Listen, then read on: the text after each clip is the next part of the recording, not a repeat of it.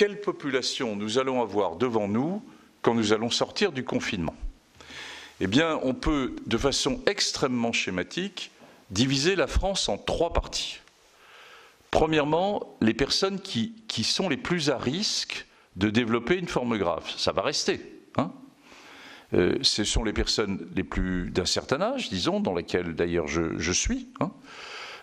C'est donc au-dessus de 65 ou de 70 ans. Ce sont les personnes qui ont des affections de longue durée, qui ont des multipathologies, insuffisance respiratoire, cardiaque, etc., enfin les ALD. Et puis ce sont des sujets jeunes, ayant une pathologie, mais aussi obèses, puisque vous savez que c'est un facteur de gravité pour les formes graves. Alors tout ça, ça fait 18 millions de personnes. Donc de toute façon, numérique ou pas numérique, nous avons, à la sortie du confinement, 18 millions de personnes qui sont à risque d'être contaminées et de continuer à développer une forme grave. Donc ces 18 millions de personnes, ce n'est pas un scoop, eh bien on continuera le confinement. Dans des conditions, pour combien de temps, je ne sais pas, en attendant qu'on trouve peut-être un médicament préventif, mais il faudra poursuivre le confinement parce qu'elles sont à risque de développer une forme grave. Deuxièmement, il y a les 50 millions de Français plus jeunes, beaucoup moins à risque de développer, finalement pouvant faire un Covid dans des conditions, je dirais, tout à fait raisonnables, qui posent la question de la remise dans une certaine forme d'activité, et avec le questionnement plus particulier des plus jeunes, qui est une question qui est un peu à part.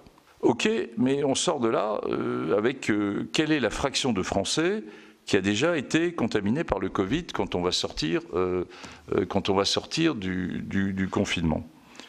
Et bien là, vous savez, on n'a que des données très, très préliminaires, mais je pense qu'elles sont maintenant assez solides.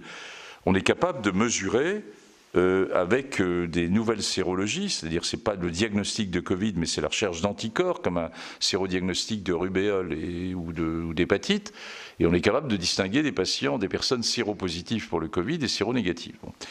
Et ces tests sont en train d'être finalisés, mais on a démarré à 0 test début mars.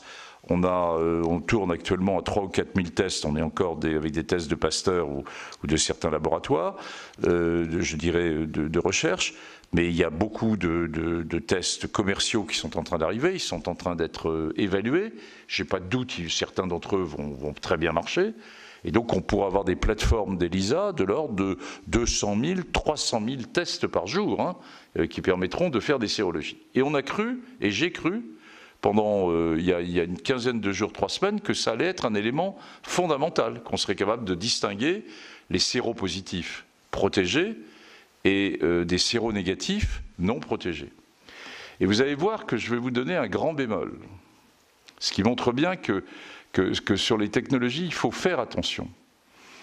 Le bémol, il est premièrement que quand on regarde dans des populations qui ont déjà été vis-à-vis de la première vague, comme l'Oise, ou comme l'Est de la France, mais c'est vrai également de premières données chinoises ou des premières données italiennes, on a un taux d'immunité populationnelle qui est de l'ordre de 10-12% maximum.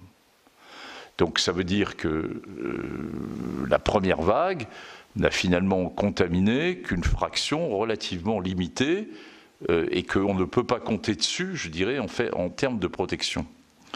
Le deuxième élément, c'est que, et qui est encore plus complexe, hein, et qui montre qu'il faut être vraiment, ce virus, c'est une vacherie. On est même en train de se poser la question, si quelqu'un qui a fait un Covid et qui est séropositif, il est véritablement si protégé que ça. Et si on n'est pas en train de se tromper complètement en disant séropositif Covid protégé, eh bien il y a maintenant une série d'éléments qui suggèrent qu'il y a peut-être un réservoir pour ce virus, qu'il y a des phénomènes de réactivation qui peuvent arriver, et que la notion simple, qui était de bon sens, que j'ai eue il y a 15 jours, 3 semaines, mais sur laquelle je pose un élément de réserve, de dire, eh bien non, finalement nous ne savons pas si réellement le fait d'avoir des anticorps est un élément absolu de protection. Eh bien, on est nous-mêmes avec un point d'interrogation là-dessus, et on ne va pas le résoudre tout de suite.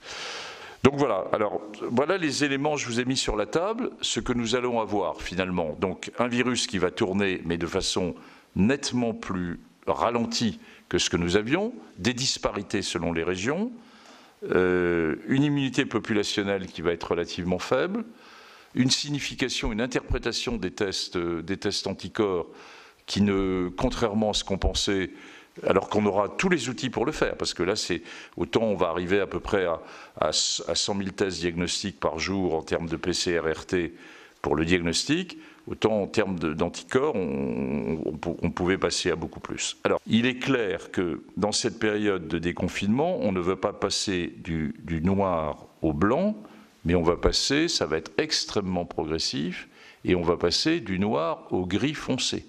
Et pour passer au gris grisé, il va falloir du temps.